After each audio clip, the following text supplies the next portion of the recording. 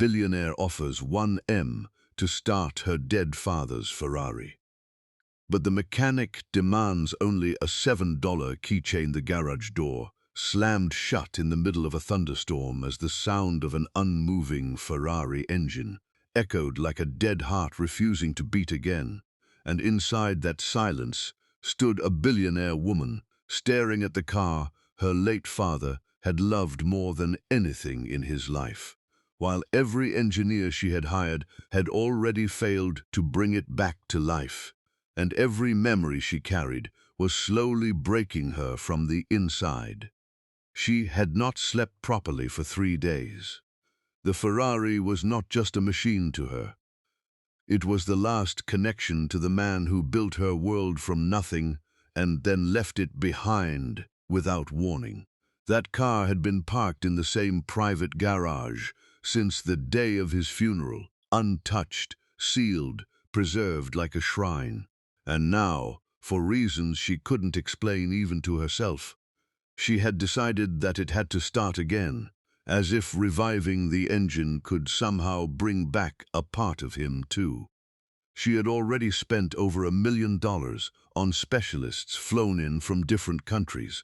Each one had tried, each one had failed. Some said the engine was too old. Some said critical parts were missing. Others simply gave up after days of silence. But for her, failure was not an option anymore. That car had become her final emotional battlefield, and she was losing. In desperation, she issued a challenge that quickly spread through elite automotive circles. $1 million to anyone who could start the Ferrari. Most laughed. Some called it impossible. Others said the car had become emotionally cursed because of how long it had been left untouched. But there was one man who did not laugh when he heard about it. He was a mechanic in a small, forgotten workshop on the edge of the city, a place where luxury cars rarely entered and expensive promises never arrived. His hands were rough, his clothes stained with oil, and his life was built around fixing things other people had already given up on.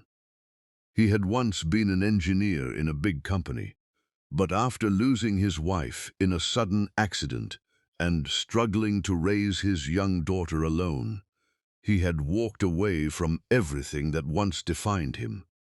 When he heard about the Ferrari, he did not think about money first. He thought about sound. The sound of an engine refusing to die.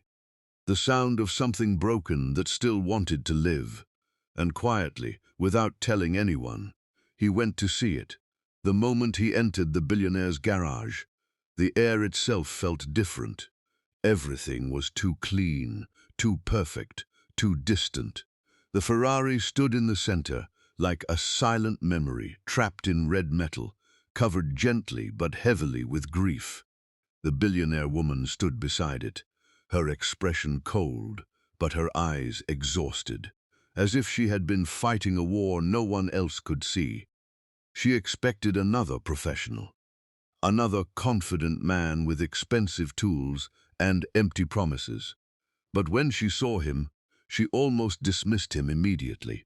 He did not look like someone who could succeed where others had failed. Still, she had nothing left to lose. He walked around the car slowly, not touching it at first, just listening, not to the engine, but to what it used to be.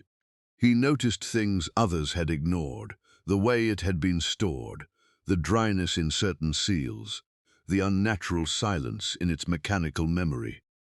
But more than anything, he felt something deeper. This was not just a mechanical failure, it was an emotional one.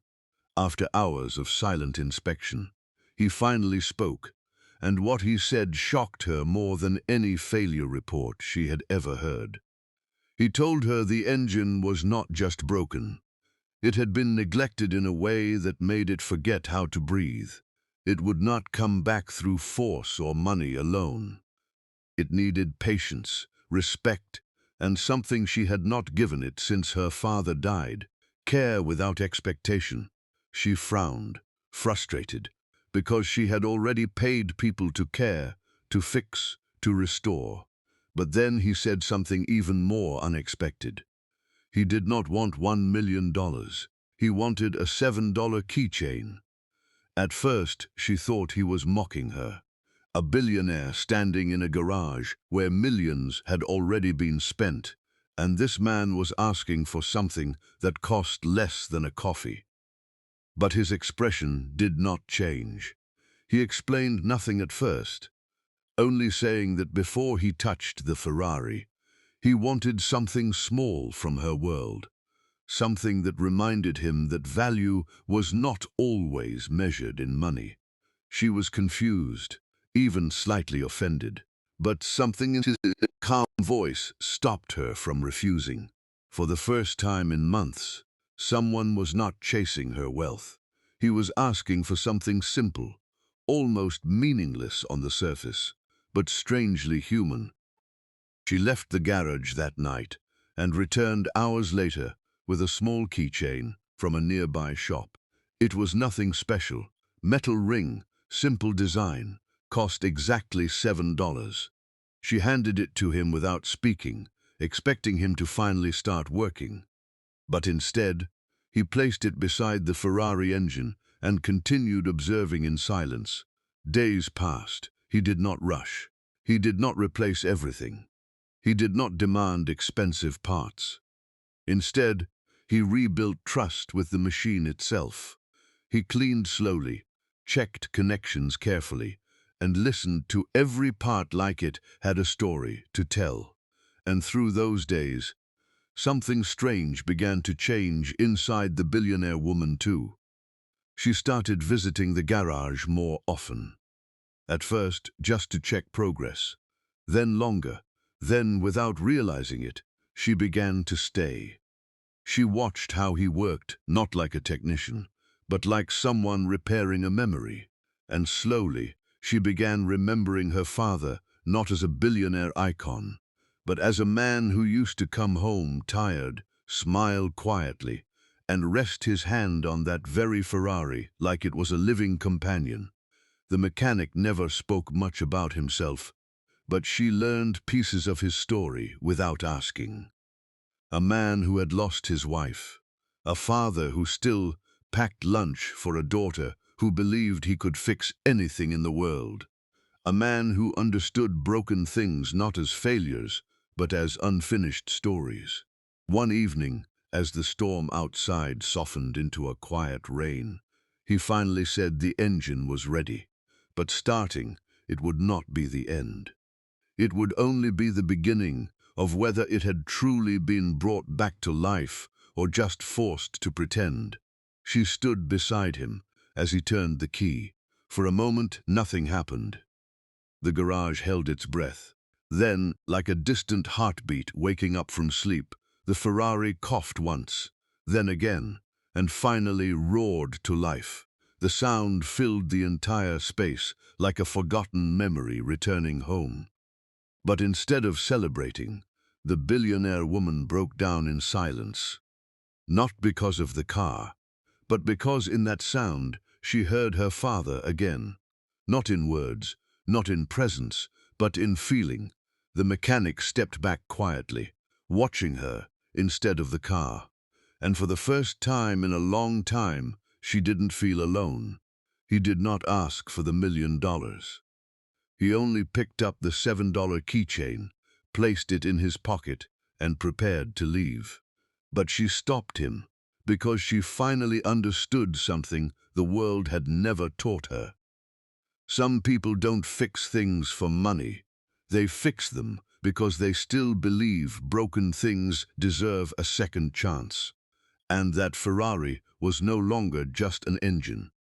It had become a bridge between grief and healing, between loss and life, between two strangers who had both been quietly surviving the weight of what they could not replace. Before the story ends, a special request. Write in the comments what you felt when the engine finally started, because some emotions deserve to be shared, not kept inside. If this story touched your heart, don't forget to like, share, and subscribe to Secret CEO Stories. Your support helps bring more emotional stories like this to life. And in the end, what stayed wasn't the Ferrari, or the money, or even the garage. It was the reminder that sometimes the most expensive broken things are healed by the simplest human kindness.